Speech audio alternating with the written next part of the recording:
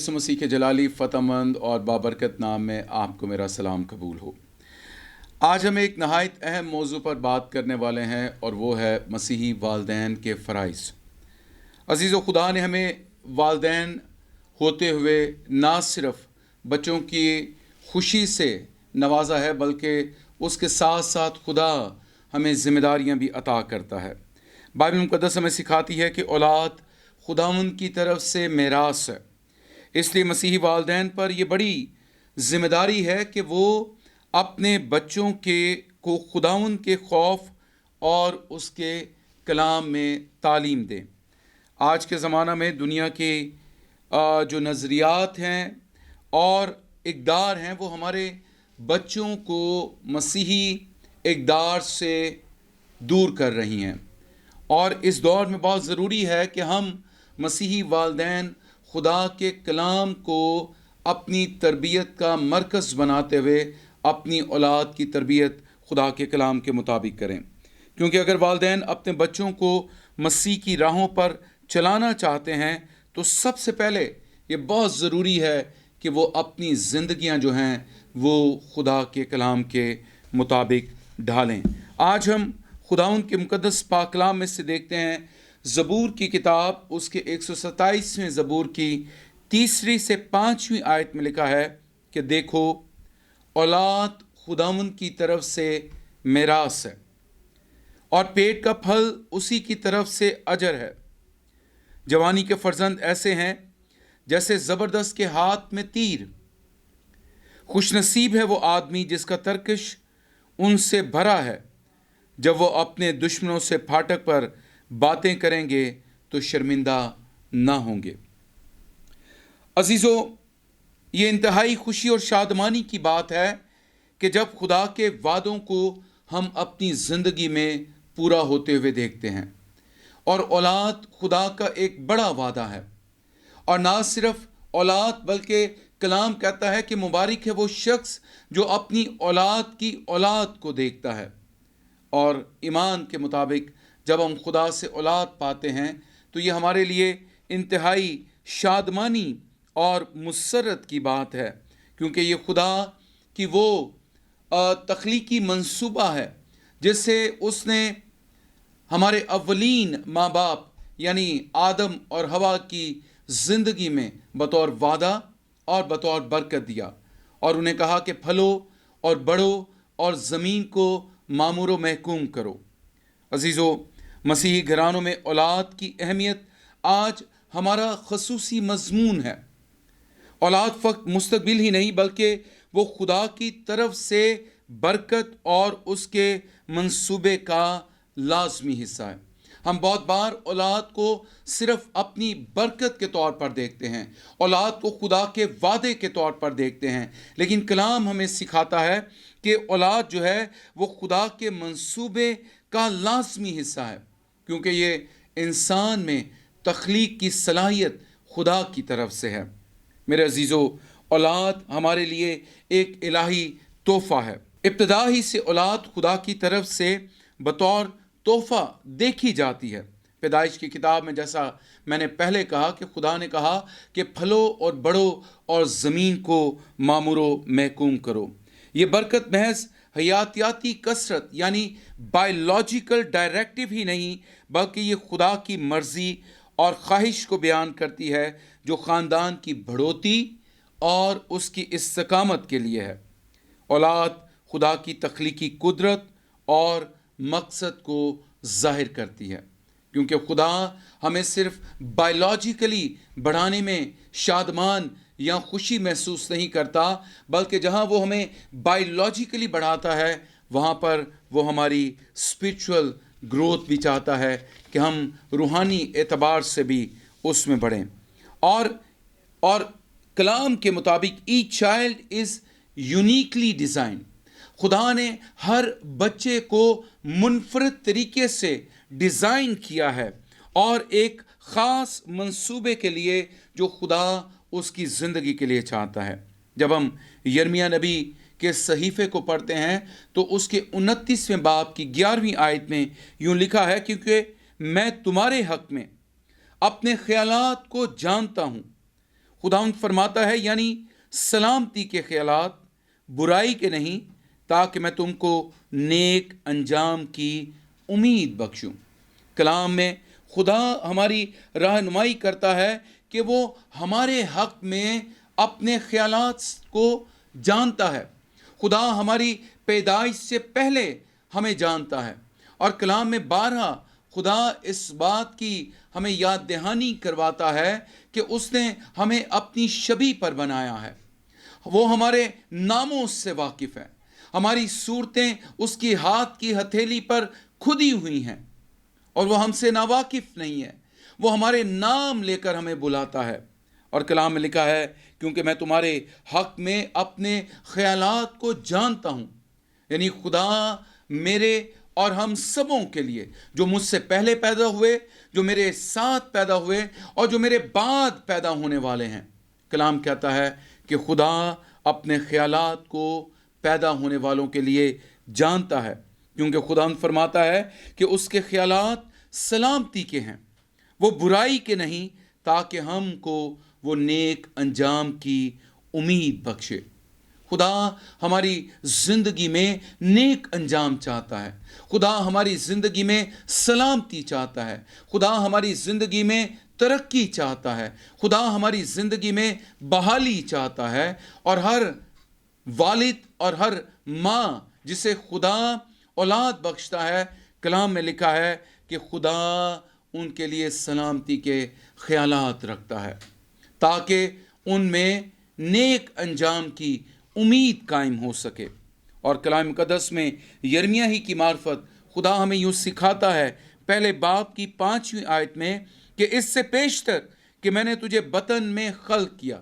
यानी वो हमारी तख्लीक से पहले के ख्यालात और अपने मंसूबे को बयान करता है। वो कहता है, मैं तुझे जानता था और तेरी विलादत से पहले ही मैंने तुझे मखसूस किया और कौमों के लिए तुझे नबी ठहराया। अगरचे ये कलाम मुकद्दस यिर्मयाह के लिए है, लेकिन ये कलाम आज मेरे और आपके लिए भी है, कि कलाम कहता है कि इससे पेशतर कि हम अपनी माँ के बतन में तश्कील पाते हैं, खुदा हमें जानता है। हमारा खल्क करने वाला खुदा हमसे वाकिफ़ है, और वो हमारे लिए मंसूबा रखता है, और वो उस मंसूबे की तकमील चाहता है कि औलाद जो माँ बाप की जिम्मेदारी हैं, उनकी तरबियत के मुताबिक उनकी ज़िंदगियों में पूरा हो।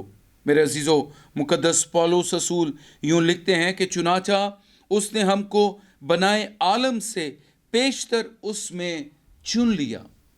जिन्हें वो इस दुनिया में भेजता है, वो उसके चुने हुए लोग हैं। और कहता है, ताकि हम उसके नज़दीक मोहब्बत में पाक और बेऐब हों। हम उसके नज़दीक मोहब्बत में पाक और बेऐब हों। और आगे लिखा है, और उसने अपनी मर्ज़ी के नेक इरादा के मुआफिक हमें अपने लिए पेशतर से मुकर्रर किया कि यीशु मसीह के वसीला से उसके लेपालक बेटे हों। जैसा कि हम कलाम मुकद्दस में सीखते हैं कि जितने खुदावंद यीशु मसीह को कबूल करते हैं, वो उसमें उसको बाप कहने का हक पाते हैं। और यही कलाम मुकद्दस पौलुस की मार्फत हमें दिया गया है कि उसने पेशतर से मुकर्रर किया है कि यीशु मसीह में हम उसके लेपालक बेटे और बेटियां हों, ताकि उसके उस फजल के जलाल की सताइश हो जो हमें उस अजीज़ में मुफ्त बख्शा गया है।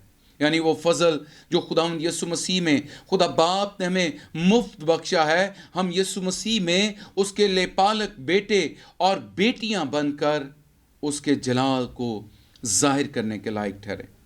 और ये मसीही माँ बाप का अव्वलीन फ़र्ज़ है कि वो अपनी औलाद को उस तरबियत और उस इस्लाम में कायम रखें जो उन्हें खुदावंद यीशु मसीह में उस फजल को हासिल करने में मदद अता करें, ताकि उनकी तरबियत उनमें खुदावंद यीशु मसीह के उस फजल को कायम करते हुए खुदावंद यीशु मसीह में उस फजल के जलाल को जाहिर करने के लायक भी बनाएं।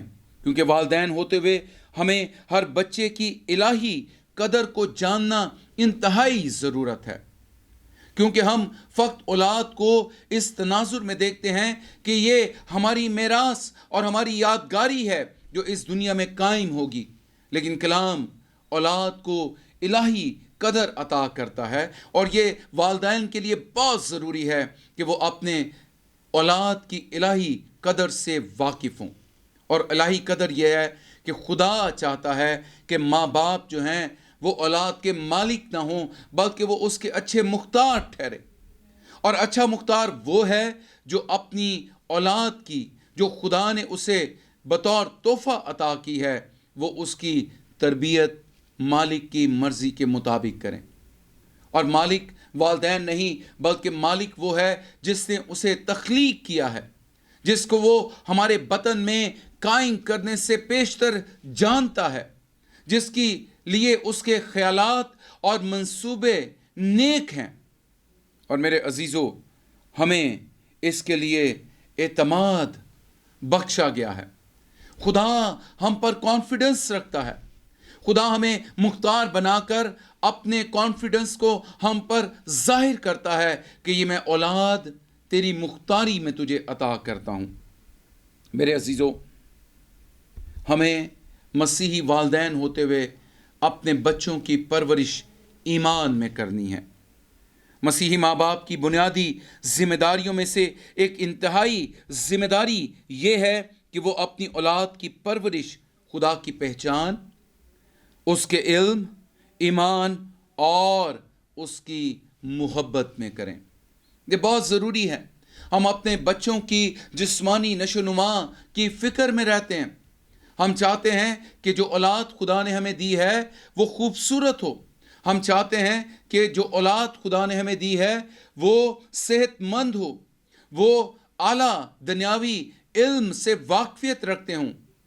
لیکن ان تمام چیزوں کی فکر میں رہتے ہوئے ایک اور بڑی فکر جو کلام ہمیں دیتا ہے وہ الہی فکر ہے، اور وہ اس وقت ہماری زندگی میں قائم ہوگی جب ہم اپنی اولاد کے لیے خدا کی طرف سے اس الہی قدر سے واقف ہوں گے۔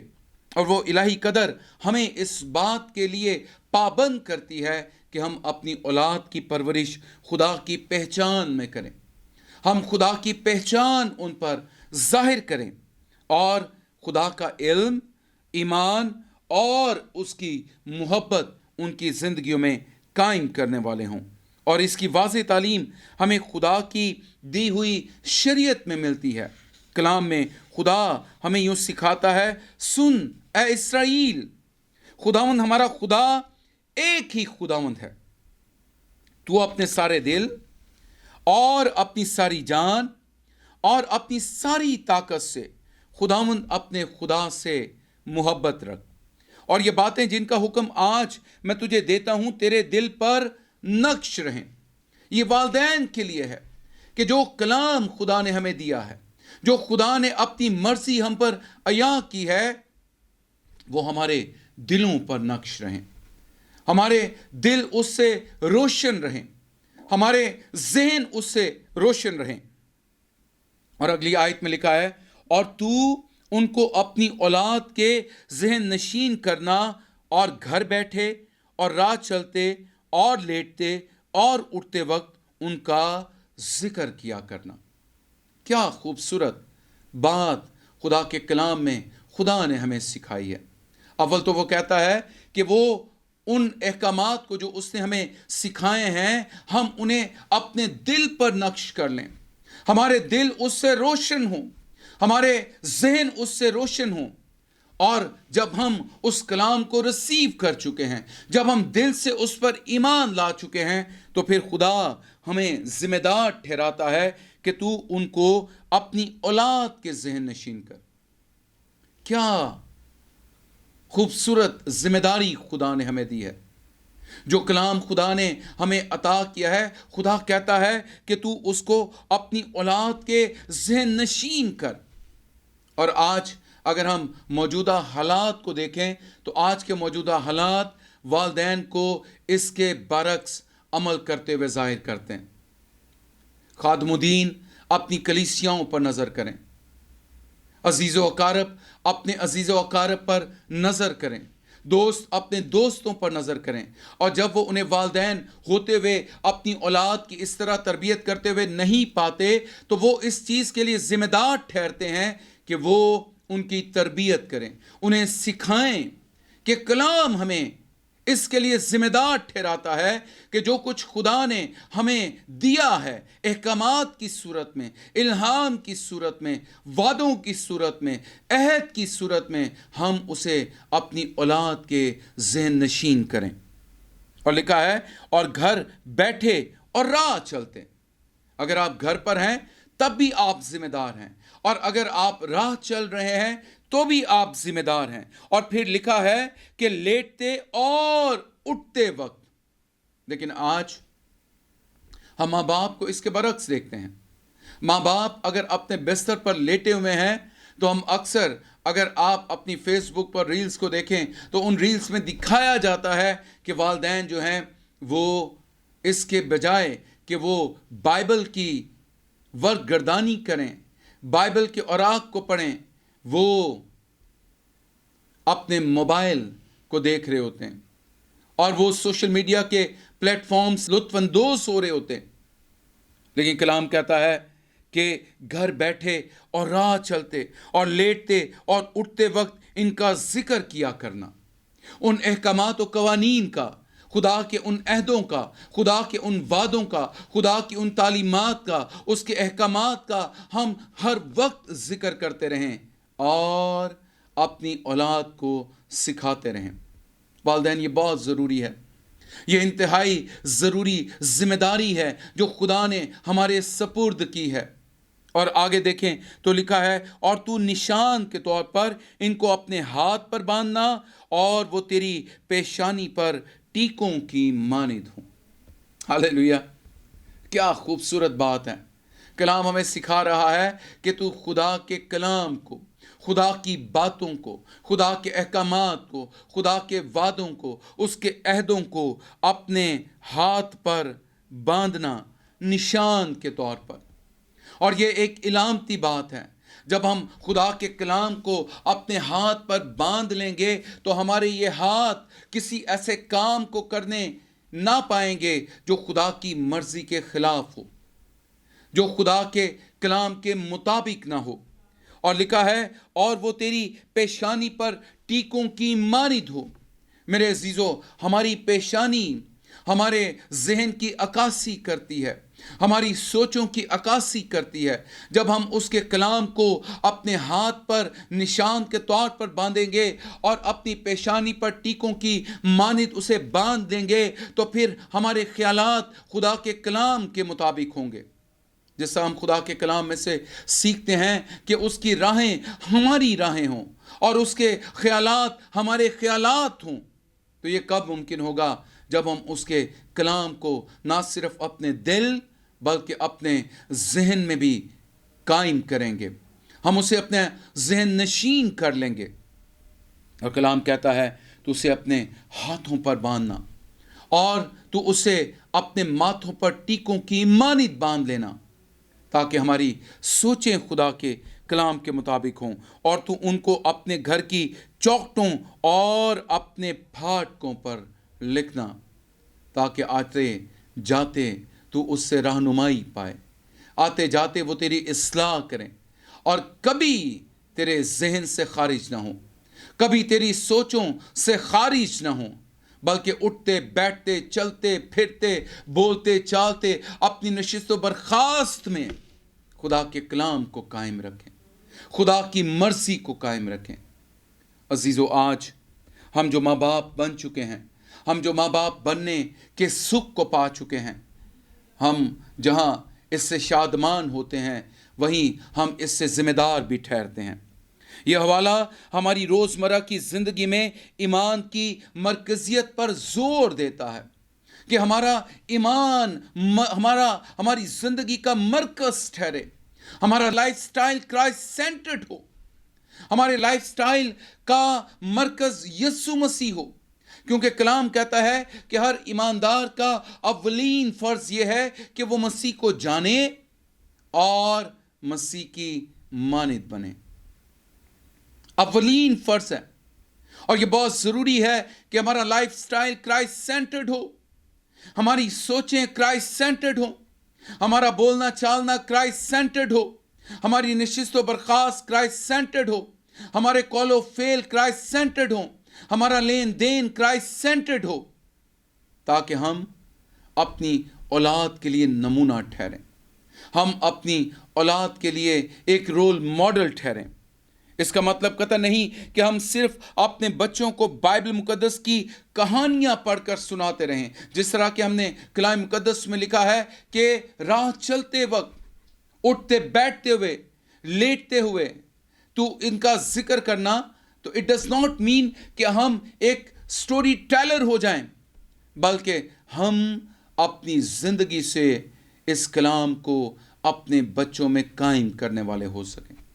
بینگ اے رول ماڈل، میرے عزیزو، تربیت بول چال کی بھی ہو سکتی ہے، تربیت مار پیٹ کر بھی ہو سکتی ہے، لیکن سب سے مؤثر تربیت کا اصول جو ہے وہ عملی نمونہ پیش کر کے ہے۔ اور میرے عزیزو، کلام ہماری اس میں رہنمائی کرتا ہے۔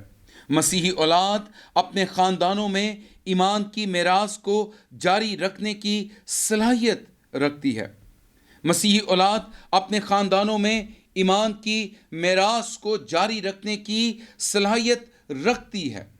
ہم اپنی اولاد میں اپنے اس ایمان کو ٹرانسفر کر سکتے ہیں، وہ ایمان جو خداوند یسوع مسیح میں خدا باپ نے ہمیں عطا کیا ہے، جو دائمی امید اس نے ہماری زندگیوں میں قائم کی ہے۔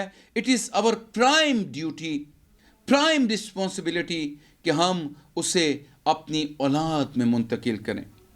دوسرے تیموتھیوس پہلے باب کی 5ویں آیت میں ایسے ہی راست باز والدین کی ہمیں مثال ملتی ہے۔ مقدس پولس مقدس تیموتھیوس سے مخاطب ہوتے ہوئے یوں لکھتے ہیں کہ مقدس پولس رسول نے انہیں لکھا کہ مجھے تیرا وہ بے ریا ایمان یاد دلایا گیا ہے جو پہلے تیری نانی لوئس اور تیری ماں یونیکے رکھتی تھیں، اور مجھے یقین ہے کہ تو بھی رکھتا ہے۔ کیا آج میں اور آپ ماں باپ ہوتے ہوئے اپنی اولاد کے سامنے بے ریا ایمان کی پریکٹس کر رہے ہیں؟ کیا ہم ریاکاروں کی مانند تو خداوند یسوع مسیح کو قبول کیے ہوئے نہیں ہیں؟ کیا ہمارا ایمان ریاکاری کی حالت میں تو نہیں ہے؟ اگر ایسا ہے تو آج ہمیں اپنی ریاکاری کا علاج کرنا ہے۔ اور ریاکار ایماندار وہ ہیں جو خدا کو جانتے تو ہیں اور خدا کی قدرت سے واقف تو ہیں اور خدا کو جان چکے ہیں، لیکن وہ خدا کی قربت میں قائم نہیں ہیں۔ They are not in fellowship with God۔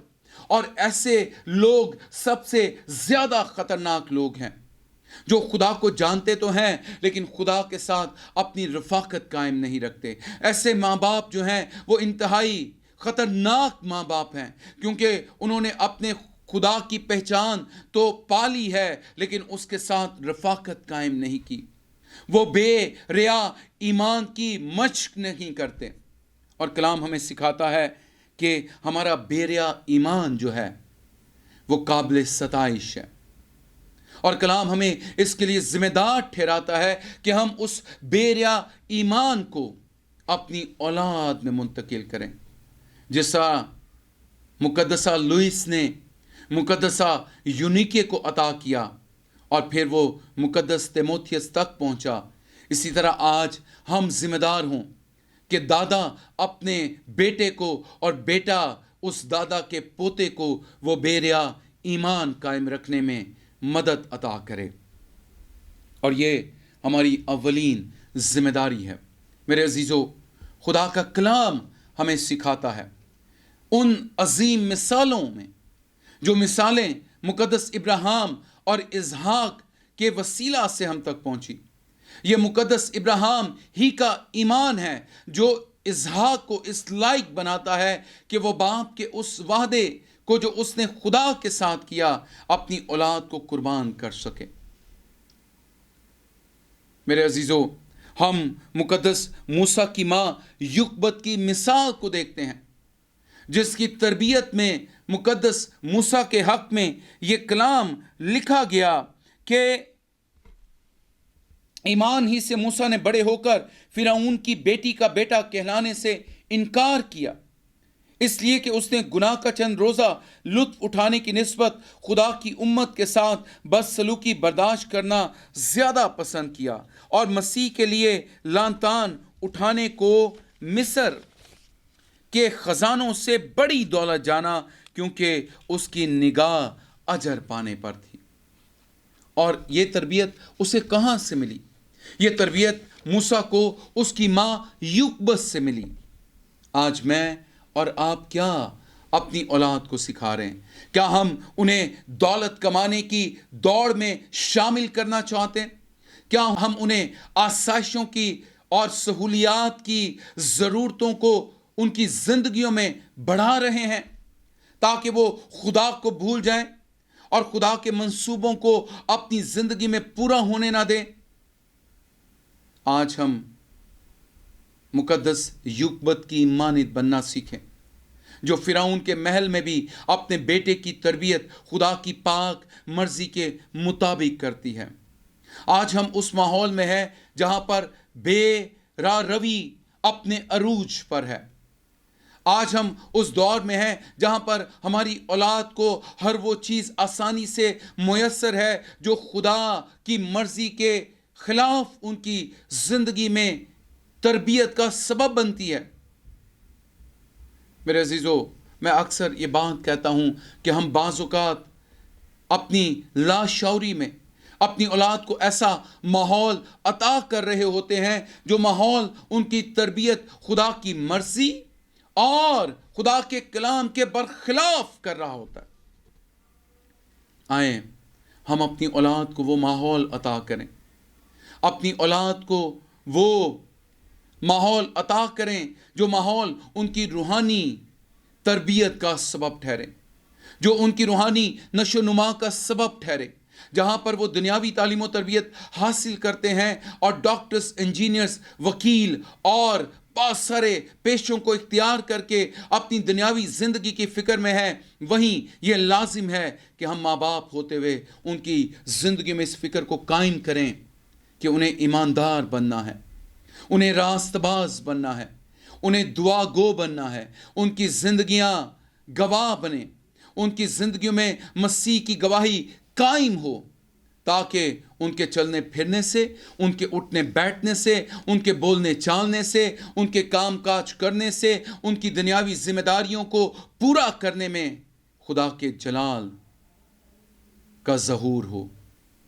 اور یہ ماں باپ کے اولین فرائض ہیں، اور ہم ایسا کر سکتے ہیں۔